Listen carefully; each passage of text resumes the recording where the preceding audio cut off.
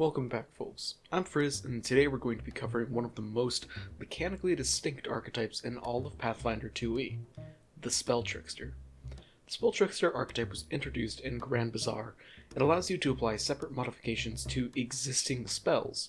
These modifications are distinct from metamagic feats, and they can give spells entirely new uses and give a ton of versatility to your spellcasting. Now whenever you're learning a spell, you're basically getting two for the price of one. Before we get too much further into this video, I feel like I should say this up front. Not every spellcasting tradition is represented equally. Arcane spells show up far more than most other traditions, and Divine shows up the least. You can certainly still make a Divine Spell Trickster work, but you might have to have a bit more of a limited selection. Without further rambling, let's just get down to the important parts. Grab a snack because this might be a little bit of a long one. The Spell Trickster dedication is legitimately a very unusual dedication mechanically. First off, you have to be able to cast spells to be able to take this archetype at all, which shouldn't be a surprise to anyone. Second, you have to be trained in Arcana, Nature, Occultism, and Religion, since your knowledge of manipulating magic comes from understanding all aspects of magic, not just the singular tradition that you normally cast. Once you take this dedication, you get the ability to apply modifications to spells, and every time that you take a Spell Trickster feat, you get a new modification. Every time that you cast a spell that you know a modification for, you can choose whether or not to apply that modification, and you can only have one modification on a spell at once. This means that if you're a prepared caster, you don't have to worry all that much about which kind of fireball to prepare, since you can choose which modification you want at the time of casting. Now, you might be asking, it's nice to have the ability to modify spells, but does this modification actually give any modifications? The answer to that is, shockingly, no, kinda. But it does give you two free 4th level Spell Trickster feats that you meet the spellcasting prerequisite for. This is really weird since I can't think of any other dedication or archetype feat or even class feat that gives you access to higher level archetype feats. It's really weird, but it does mean that you can get two modifications to spells right off the bat as soon as you take this dedication. It's also kind of weird since you can't take any other archetype feats until you take two normal archetype feats from that archetype, but for Spell Tricksters, they automatically fulfill that requirement. Since we're done with this dedication already, let's just talk about those level 4 feats already. Agile Hand is a great example of how Spell Trickster expands the functionality of spells to entirely different ideas of what that spell should even do. You have to be able to cast Mage Hand to be able to take the Agile Hand feat, but if you do, you can now cast Mage Hand on a set of Thieves' tools, and whenever you sustain the spell, you can use the tools to attempt a thievery check to disable a device or pick a lock within range of the spell. You do unfortunately take a -2 penalty on your thievery checks that you make using your Mage Hand, and if you critically fail on the check, then the spell immediately ends and you can't use the modification for another 24 hours.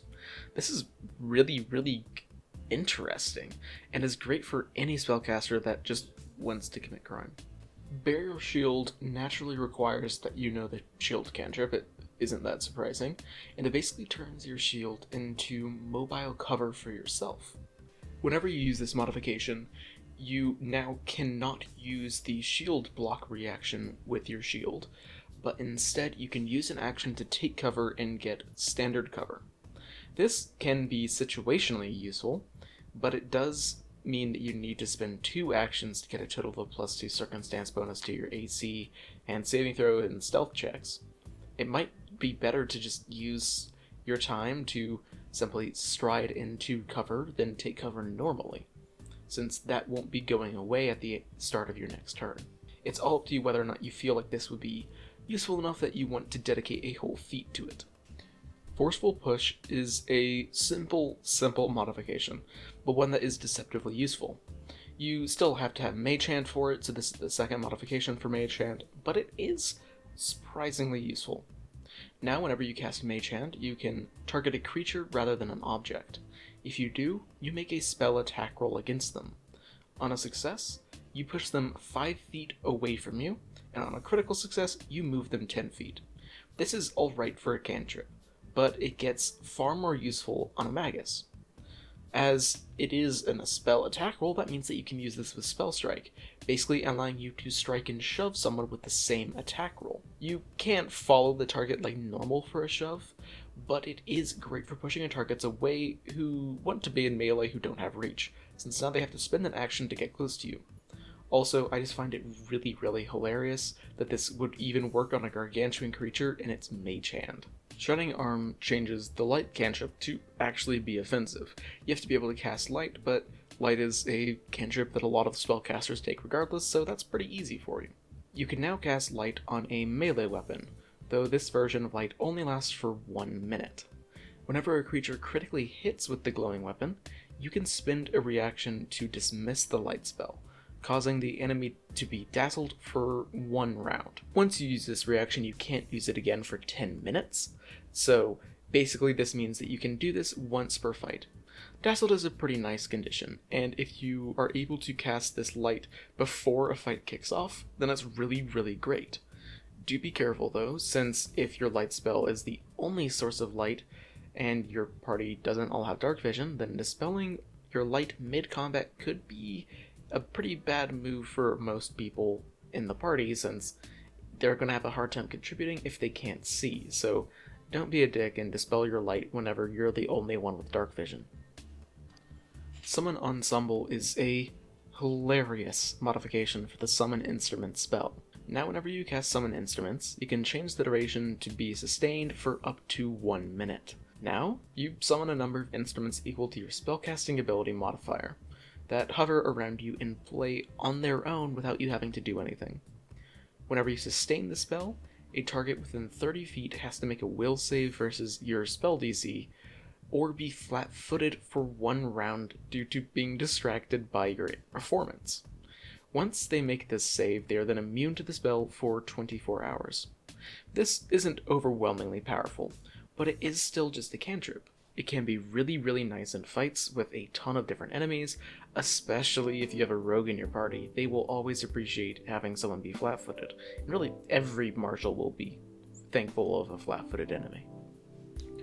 Tracing Sigil might be my favorite spell modification in the entire archetype, simply because of how many different situations it can set up, and how it really feels like a natural progression for the world of how this would be a really useful thing to have. Now whenever you cast Sigil, which you have to be able to cast to take the feat, you can now make that mark traceable by anyone with the ability to detect magic. You can follow the Sigil by using the track action, but using the appropriate skill of your magical tradition rather than survival. So if you're an arcane caster and cast this, you have to use Arcana, and if you're a divine caster, you have to use Religion. If you can be clever about hiding your Sigil, then you can track someone when it would almost be impossible otherwise without them even knowing that they're being tracked. Do keep in mind that your Sigil is a personal mark of yours, so if anyone knows what that mark is, they might be able to identify who did this to them. But say if you slip a coin onto someone that has your Sigil on it, and then they fly somewhere, normally you wouldn't be able to track that because they don't leave any traces behind, but you can still follow them because you're following the trace of the magic. And if you give it to someone who then goes to a very crowded, marketplace, you can still track them, because you're tracing the magic, not any actual physical remnants of their travel. Wild Lights is a pretty weird modification for Dancing Lights, allowing you to create the lights in a shape of a tiny creature rather than a set of multiple floating lights. This Wild Light has a duration of 1 minute rather than having to be sustained every turn, and you can move it around with a single concentrate action. Every action that you spend, you can move it up to 30 feet, but if you're ever more than 120 feet away from the light, then it immediately goes out. This modification does deal with one of the main problems with Dancing Lights, that of it having to be sustained every single round, which can get kind of annoying in combat. Now you can use Wild Lights instead, which can probably last the entire fight. Now you can have a light that you can move around, so you can get the light to be exactly where it needs to be, rather than having to sustain it every round to get that benefit, as compared to the normal light spell. Also, it makes a really killer distraction. since who wouldn't want to investigate, say, a light in the shape of a glowing cat at night that is then moving around and drawing attention? Animate Net is an interesting modification that only makes Animate Rope slightly better in my opinion. If you cast Animate Net, you now target one net nearby, and then you make a spell attack roll against someone within 20 feet of that net. On a success, they are now flat-footed, and they take a minus 10-foot penalty to their speed until they escape. On a critical success, they are immobilized until they escape. The escape DC is your spell DC, but if they don't get out by the time that the spell ends, which is 1 minute, then the DC reduces to the normal DC for a net, and someone else can help them get out of it at that point. This is alright, but it does open up a really interesting possibility for ranged magus shooting someone while also causing a net to fly into them. My main issue with this is that Animate Rope can do something very, very similar already without having to use this modifier. The only real benefit of Animate Net is that they can't cut their way out of the net in the same fashion. Confounding Image is a really interesting modification with a ton of different uses if you're creative about it. It modifies Mirror Image and allows you to create an image of yourself in a different square. The duration is reduced to sustained up to 1 minute rather than the normal 10 minutes, and the range becomes 30 feet. Whenever you cast it, you create an illusory duplicate of yourself in an empty square within range. It has a reach of 5 feet, and your allies can flank with it, meaning that you can get flanking pretty easily and just give it to the entire party. This duplicate doesn't have any abilities and can't really do anything, but it does have an AC equal to your spell DC and saving throws equal to your spell DC minus 10. If the image is ever hit by an attack, or it fails a save, or if you move further than 30 feet away from it, the spell immediately ends. Creatures can always move through its space, and whenever you sustain the spell, you can move the image to another unoccupied square within your range. The interesting part of this spell is that while its main ability is really to provide flanking for your allies, it can also be used to take attacks if your enemies aren't particularly intelligent. To me, it does seem to imply that it's obvious that this is an illusory effect, considering how enemies can move through this no issue. It doesn't call out a will save to disbelieve. But if you're dealing with something that isn't particularly smart, it might not actually see through it and realize that it's not real, so it might take at least one attack, which can be pretty useful. Disc Rider is a very, very situational modification, but it's just about as situational as the floating disc spell is normal. Disc Rider reduces the duration of the spell to just be 10 minutes sustained, but its bulk capacity increases to 10. Additionally, whenever you try and ride on the disc, you actually can now. If you weigh more than 10 bulk, then whenever you ride the disc, it can carry your bulk regardless of how much you weigh and how much whatever you're carrying weighs. But no one else can ever ride it. Every time that you sustain the spell, it moves up to 30 feet. And since it floats, you can move across liquids and other surfaces that wouldn't support your weight. You still do have to end your movement on a surface that supports your weight though, so you can basically move a max of 20 feet across liquids, since you have to start and end your movement on solid ground. Disc Rider can be helpful in certain situations, mainly if you don't have a lot of great ways to cross a body of water, or if you just want to ride around on your throne to brag.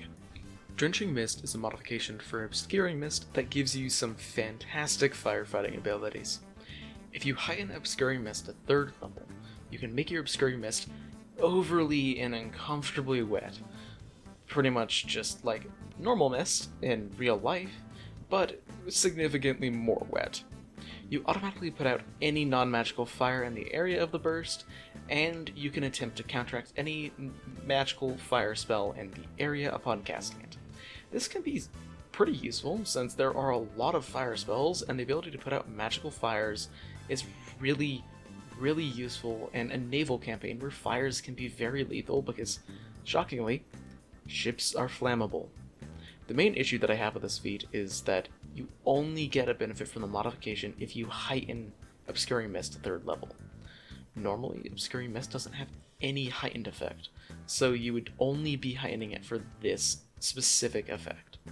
For a spontaneous caster to benefit from Drenching Mist, you'd have to choose Obscuring Mist as your signature spell to be able to heighten it to 3rd level, which It's up to you whether or not you want to have Obscuring Mist be your signature spell when it has no other heightening effect. While Drenching Mist makes your Obscuring Mist wet, Obscured Terrain makes the mist so dense that you can't see the ground. This makes everything inside of the mist in a 20-foot burst difficult terrain, unless whatever is in there can see through mist. It's pretty hard to move whenever you can't see the floor at all, after all. The best part about this modification is that it doesn't require being heightened to be effective, so it's pretty cheap to use, and it only gets cheaper the higher level you get, since it only costs a single first level spell. Difficult terrain plus concealment is a pretty nasty combination, especially if your party is used to fighting in these sorts of conditions. Uneasy Rest modifies the sleep spell, and it's a rather interesting modification. If an opponent fails or critically fails on their saving throw against your sleep spell, they become frightened whenever they wake up due to the disturbing dreams that you force them to have. This is a decent effect, but casting sleep is already a bit of a gamble, due to it having the incapacitation effect. Frightened is a good condition to apply, but there are probably going to be a bit less risky ways to apply it, considering that relying on someone failing or critically failing on a incapacitation effect is already kinda risky. Frightened 1 is nice, but there are a lot of ways to apply Frightened that might be a little bit better. How useful the volatile Grease Feet will be depends greatly on your party makeup. If you have a lot of sources of fire damage, like say if a couple of party members have flaming runes on their weapons, then it can be a very, very scary modification. It modifies the Grease spell, which shouldn't be surprising, and allows you to target one creature. They then get a reflex save as you try and cover them in flammable grease. If they get a critical success, nothing happens. If they succeed, then they are splattered with grease, which gives them a weakness of 2 to fire damage until the end of your next turn. The target and anyone next to them can get the grease off early by spending an interact action to wipe it off. If they fail their save, then they get all of the same effects, but the weakness to fire lasts for a full minute or until they get it off early by wiping off the grease. But if they do that, then you still took an action away from them. Also, if you heighten grease, the weakness to fire increases by 1 for every level that you heighten it by. Weaknesses can be incredibly powerful if your entire party can benefit from them, and they can really make a huge difference. It also synergizes fantastically with the Lingering Flames feat that I'll be covering in just a couple of minutes. We're not going to be talking about the Lingering Flames feat yet though, since we first have to talk about Beacon Mark. Beacon Mark is a direct upgrade to the Tracing Sigil feat, so you have to have Tracing Sigil before you can take Beacon Mark. If you do have it though, your Tracing Sigil now has an additional heightened effect once it's heightened to at least level 4. Now, as long as the sigil lasts, you can spend an action with the Concentrate, Detection, and Divination traits to attempt to determine the exact direction to where the sigil is, as long as you're within 1 mile. If someone has possession of the object, then they get a will save against your spell DC. If they succeed, then you don't determine the direction of the object, and you can't try again for a full day. You can only have 1 Tracing Sigil in effect at a time, but it's still a fantastic ability. How effective this is going to be will depend a bit on one ruling that your GM should make. If your GM rules it that the will save is required only if a character has the object with a sigil on it on their person, then this is fantastic. If it is just something that they own, then they have to make a will save, then it's substantially worse. Now, there are still a ton of uses regardless of what that ruling is. Just as an example, you could hand someone a coin with your personal sigil on it as, say, a good luck present, and then use it to follow them back to their house. There are tons and tons of uses for a feat as flexible as this, and I really recommend just going wild. Larcenous Hand is what the magical thieves among you have probably been looking for a long time now, as it allows you to pickpocket people with Mage Hand. As you might have guessed, you have to have taken the Agile Hand feat at level 2 or 4, and you also have to have the Pickpocket skill feat. Now you can magically pickpocket anyone within 20 feet of you using Mage Hand, following the exact same normal rules as stealing from someone. An interesting side note of this ability is that you can also take items from willing creatures, and you don't have to roll for that. So if you're far away from an ally but really need one of their potions and they want you to have it, you can use Mage Hand to grab it and it will bring it directly to you. If you're trying to steal from someone who isn't willing though, then you have to make a thievery check, and if you succeed, then, Mage Hand brings the object to you. If you critically fail, then you can't use this modification again for an hour. Also, if you're a master in thievery, you can attempt to steal from someone in combat, though it does take Mage Hand 3 actions to cast in that case. Overall, this feat is incredibly fun and flavorful, despite Steal not having a lot of great options in combat. Lingering Flames is the first modification for Fireball, and it's the one that I mentioned earlier. It allows Fireball to do persistent damage. If you choose to use Lingering Flames, you reduce the base damage of Fireball to 5d6 rather than 6d6, but you do deal an additional 2 points of persistent fire damage. This damage is reduced or increased as normal by the results on a reflex save for the Fireball. Also, if you heighten a Lingering Flames Fireball, you increase the damage by 1d6 rather than the normal 2d6 per spell level, but you do increase the persistent damage by 2 every single level that you increase it by. Overall, while the base damage might be lower, persistent damage can be a real killer, especially against creatures who have a fire weakness.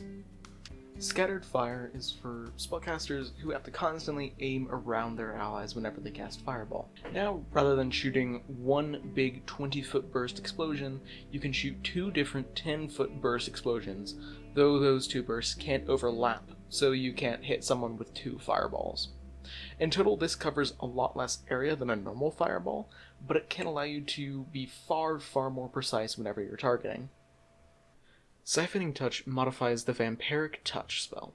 Normally, Vampiric Touch gives you temporary hit points, but there are a lot of times where you might not actually need that temporary hit points. Now, with Siphoning Touch, you can instead give those temporary hit points to an ally within 30 feet, without reducing the amount of temporary hit points at all. This is a great boost to that ally's survivability, since the temporary hit points from Vampiric Touch are legitimately good. Now, if an ally is either at really low health, you can give them the temporary hit points, or if you're about to run away and probably won't need them, then you can give them to someone who might actually benefit from them greatly. Smoldering Explosion is yet another modification for Fireball. Now, whenever you cast Fireball, you can choose to leave behind a smoke cloud after the damage is dealt, acting as Obscuring Mist, but it only lasts for 1 round. This is a nice way of giving yourself concealment if anyone that you hit with your Fireball decides to retaliate against you for whatever reason. Also, it is unfortunate, but any modifications that you have to Obscuring Mist cannot be applied to the smoke cloud, since you aren't actually casting Obscuring Mist, so you can't apply anything to it. Overall, this is just really generically good.